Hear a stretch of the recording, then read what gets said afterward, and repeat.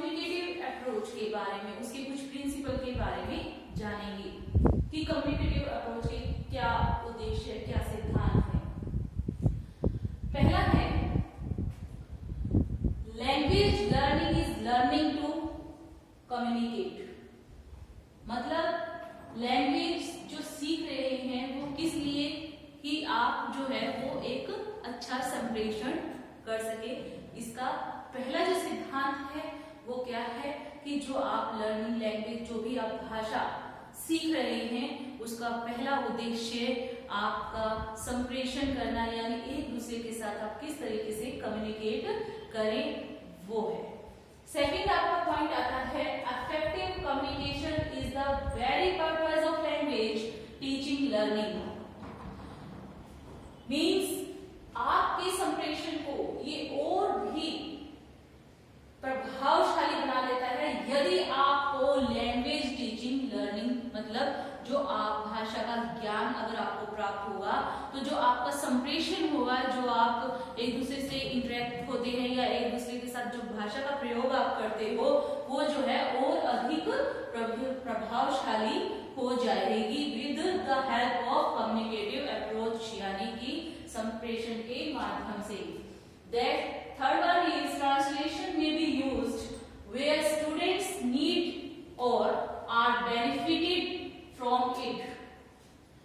अगर विद्यार्थी को या सीखने वाले को या अधिगमकर्ता को जो ट्रांसलेशन, जो हमारी एक चीज होती है कि हम क्या करते हैं, व्याख्या करते हैं किसी भी चीज की। एक होता है डायरेक्ट मेथड कि आप इसको किसी भी तरीके से जो भी आप लैंग्वेज यूज करते हो उसको डायरेक्टली आप विद्यार्थियों के सम्मुख पेश करते हैं, जिसका आप ना कोई आप ट्रांसलेशन करते हैं, ना ही उसकी आप कोई व्याख्या करते हैं, ना ही आप उसको कुछ समझाते हैं, उसको एज इट इज यूज करना, that one is direct method. But अगर विद्यार्थी को या विद्यार्थी की अच्छी भाषा के डेवलपमेंट के लिए या विद्यार्थी की नीड के लिए या विद्यार्थी के बेनिफिट के लिए अगर ट्रांसलेशन का यानी व्याख्या का प्रयोग किया जा सकता है, किस लिए, कम्युनिकेशन को प्रभावशाली बनाने के लिए। Fourth one is reading and writing can start from first day if desired।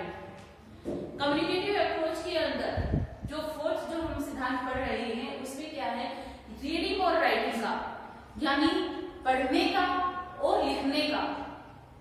विद्यार्थियों के अगर अनुरूप उनको इस चीज की नीड होती है, उनको इस चीज की जरूरत होती है कि वो जो आप उनको पढ़ा रहे हैं, जिस भाषा का आप प्रयोग कर रहे हैं, वो उसको लिखना चाहते हैं या उसको वो बार बार दोहरा करके पढ़ना चाहते हैं, तो वो चीजें जो है इसका एक सिद्धांत है कि वो स्टूडेंट को जरूर करवानी चाहिए। Next one is language is created by the individual often trial and errors. जो भाषा है उसमें वो ऑटोमेटिकली ही अपने आप में एक चीज है कि उसको आप जितना ट्राई करोगे उसमें उतनी कुछ रुकावटें भी होती हैं। किसी चीज को अगर आप सीखना चाहते हो, वो ऐसा नहीं है कि आप उसको प्रत्यक्ष रूप से एक साथ सीख सकते हैं, उसके लिए आपको प्रैक्टिस की जरूरत होती है। प्रैक्टिस के साथ साथ उसमें कुछ न कुछ रुकावटें आती हैं, जिनको आप जब आप प्रैक्टिस करते रहेंगे तो वो रुकावटें भी अपने आप दूर हो जाती हैं। तो ये ट्रायल एंड एरर के ऊपर जो है आपकी लैंग्वेज लर्निंग प्रोसेस निर्भर होता है कि आप जितना ज्यादा उसको लर्न कर, जितना आप उसको सीखने का प्रयास करेंगे, उसमें कुछ त्रुटियां भी निकलेगी जिनको आपने बार बार प्रैक्टिस के द्वारा रिमूव करना होता है। नेक्स्ट है the skill of LSRW। LSRW का मीन्स मैं आपको यहाँ समझा देती हूँ। There is 4 skills, that one is listening, learning, speaking and writing. ये 4 स्किल्स हैं जो हमारी मतलब लैंग्वेज को सीखने के लिए हमें बहुत ज्यादा जरूरी होती है। The skills of LSRW are given importance, यानी इन चीजों के अंदर जो आप कम्युनिकेटिव अप्रोच जो आप पढ़ रहे हैं उनके जो प्रिंसिपल्स हैं वो इन चारों स्किल्स के ऊपर विशेषतः बल देता है, जिसमें आपका स्पीकिंग का जो आप बोलना चाहते हैं वो, जो आप लिसनिंग का यानी आपके श्रवण कौशल को, थर्ड वन इज रीडिंग यानी आपके पठन कौशल को, और लास्ट वन इज राइटिंग यानी आपके लेखन कौशल को विकसित करता है। नेक्स्ट है पॉइंट आपका students are expected to interact with other people. जो स्टूडेंट्स होते हैं जिनको आप सिखा रहे हैं, भाषा का ज्ञान जिसको आप प्रोवाइड कर रहे हैं, वो ये एक्सपेक्ट करते हैं कि उसी भाषा का प्रयोग करके वो अदर पीपल्स के साथ इंटरेक्ट करे, अदर पीपल्स के साथ वो संप्रेषण करे, एक दूसरे के साथ वो वार्तालाप करे, तो उसका जो फीडबैक जो निकल करके आता है वो विद्यार्थियों के अंदर एक उत्साह पैदा करता है। Next point is grammar lessons do not focus on knowing language system but about knowing how to use. जो हमारा ग्रामर का जो लेसन होता है जिसमें वर्ब्स होते हैं, नाउन्स होते हैं, टेंस होते हैं, जो हम सारी चीजें संज्ञा सर्वनाम जो हम सभी करते हैं हिंदी में, इंग्लिश में हम नाउन प्रोनाउंस और टेंस हैं, वर्ब्स हैं, ठीक है, हम इनमें मोडाल्स कर सकते हैं या हम यूनिवर्सल ट्रूथ हो सकते हैं, आर्टिकल्स हो सकते हैं, जो भी इन चीजों की जो हमारे इंग्लिश का ग्रामर पोर्शन है या जो हमारे हिंदी का ग्रामर पोर्शन है वो हमें ये चीज नहीं दिखाते कि आपको इस लैंग्वेज सिस्टम को कैसे पढ़ना है, कैसे उस लैंग्वेज सिस्टम पे फोकस नहीं करते हैं ये लेसन, कि आपको वो लेसन सीखने हैं। वो किस चीज पे फोकस करते हैं कि आपको उस लैंग्वेज को कैसे इस्तेमाल करना है उस भाषा में। अगर हम सपोज कीजिए हम इंग्लिश का ही एक पोर्शन ले लेते हैं, ग्रामर का किसी भी चीज का, टेंस का पोर्शन ले लेते हैं, फिलहाल हम एक टेंस का एक एग्जाम्पल के तौर पे हम टेंस का प्रयोग कर लेते हैं। टेंस होता है हमारे बेसिकली हमारे जो टेंस होता है वो 3 टाइप्स का होता है। Firstly past, then present, after that future. Past tense जो बीत चुका जिसमें हम था के थी का प्रयोग करते हैं। प्रेजेंट टेंस जो आपका प्रेजेंट में चल रहा है जिसमें है और है ही होता है।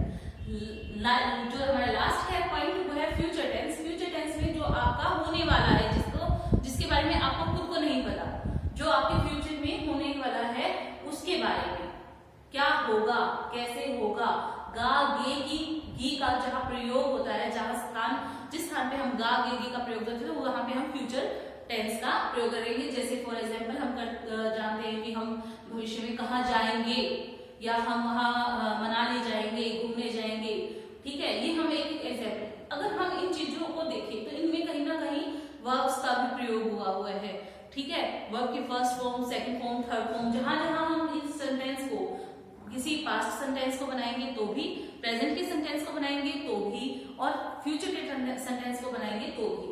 तो वर्ब की फर्स्ट फॉर्म कहाँ लगेगी, वर्ब की सेकंड फॉर्म कहाँ लगेगी, वर्ब की थर्ड फॉर्म कहाँ लगेगी। ये जो चीजें हैं वो आपको ग्रामर लेसन को किस तरीके से याद करना है इस पे फोकस नहीं करती है। ये इस चीज पे फोकस करती हैं कि आपको जो अपनी भाषा है उसको किस तरीके से प्रयुक्त करना है, किस तरीके से उस भाषा का उपयोग वेल प्रिपेयर्ड, वेल मैनर्ड से करना है। Next one is judicious use of mother tongue accepted where feasible. जहां पर विद्यार्थी को सीखने के लिए मदर टंग यानी मातृभाषा का प्रयोग करना पड़े वहां जरूरत अगर पड़ती है तो वहां कर लेना चाहिए, ताकि विद्यार्थी जो है जो हमारे एक बाइलिंगुअल मेथड होता है जिसमें हम एक मदर टंग देन एक जो हमारी लैंग्वेज होती है उसका प्रयोग करते हैं। तो वो मदर टंग का प्रयोग हम उसमें इसलिए करते हैं ताकि विद्यार्थी को जो है वो अपनी मातृभाषा से मिलकर साथ ले करके उस भाषा के ज्ञान को आगे बढ़ा सके। ये एक हेल्पिंग के लिए ये मदर टंग का प्रयोग किया जाता है, ताकि विद्यार्थी, कई बार क्या होता है कि हम डायरेक्ट अगर विद्यार्थी को कोई लैंग्वेज, कोई भाषा सिखाने का प्रयास करें तो वो नहीं सीख पाता, लेकिन उसी भाषा का अगर हम मीनिंग हिंदी में या उसकी मातृभाषा में या उसकी क्षेत्रीय भाषा में उसको समझाएंगे तो वो उसको ज्यादा अच्छे तरीके से समझ सकता है। और फिर उसी मीनिंग को समझने के बाद वो जो मेन आप कंसेप्ट उनको समझाना चाहते हैं तो वो इजीली वो मेन कंसेप्ट समझ जाता है। नेक्स्ट है हमारा मीनिंग इज इम्पोर्टेंट, यानी अर्थ जो है वो बेहद महत्वपूर्ण है। It is important that a learner is able to exchange throughout using language. जो अधिगमकर्ता के जो विचार हैं, जो थॉट्स हैं, उनको बदलने में और उनको उजागर करने में दोनों ही रूप में जो है एक भाषा का एक अहम योगदान रहता है।